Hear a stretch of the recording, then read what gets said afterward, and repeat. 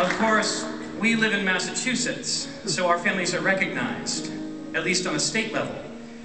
But wouldn't the children of gays and lesbians everywhere be better off if their families were legally protected?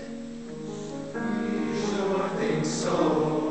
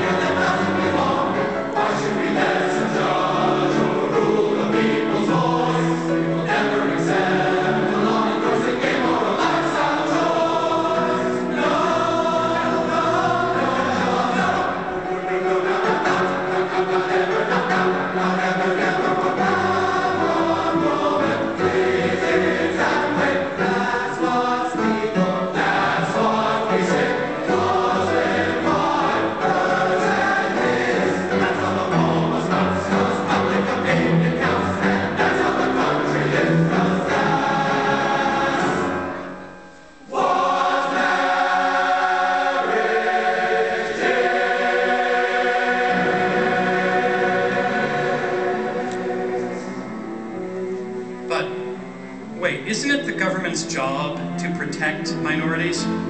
Since when are the civil rights of a minority subject to public referendum? If we had needed to wait for the majority to come around on civil rights, we probably would have had to wait a lot longer for some of the things we now take for granted, like desegregated schools or women's rights. Isn't it just possible that eventually we'll look back on this time of marriage inequality with the same sense of shame and disbelief that we feel when we think of the Jim Crow laws, or the fact that women couldn't vote in this country until 1920? Tell them, we tell them, we tell them, no, no, no, no, no, no, no, no, not ever, no, no, not ever, never, no.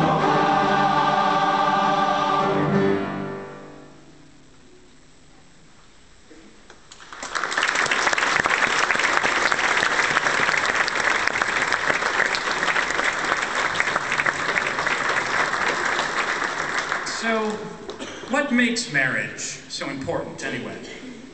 Well, on a pragmatic level, it's about having the same legal rights and financial advantages that straight couples have. Now, why should they be the only ones who get tax deductions and insurance discounts? But, more important, marriage is about kinship. Marriage does more than just bring two people together, it brings their families together as well. Parents become in-laws. A bride becomes a daughter-in-law. They may not share bloodlines, but they share something even stronger, a common sense of love and commitment. As gays and lesbians know all too well, sometimes the family you choose is stronger and more nurturing than the family you were born into. By choosing to be married, people promise to be socially, legally, and morally responsible for their mates. They've publicly vowed to care and provide for their partners, so the other person won't become a burden on society. For that reason alone, you'd think marriage would be available, even encouraged everywhere and to everyone. But it isn't. It really makes you wonder, why don't we support all people in their commitment to each other? Why should marriage be reserved for some to the exclusion of others? Are there really different kinds of love? Or is love, love?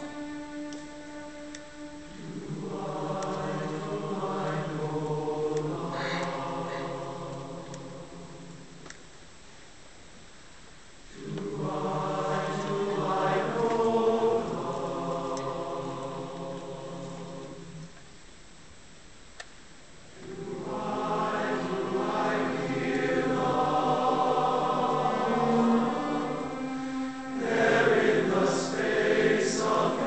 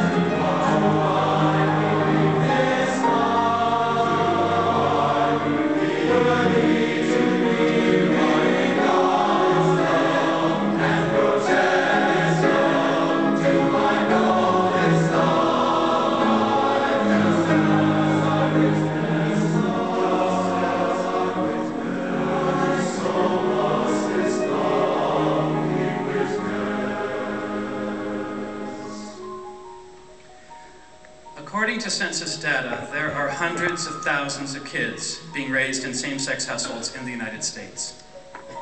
And yet, we have laws in numerous states that prohibit adoption by gay parents, that prevent gay couples from gaining access to reproductive technologies, and that don't allow both parents to establish a legal relationship with their own children.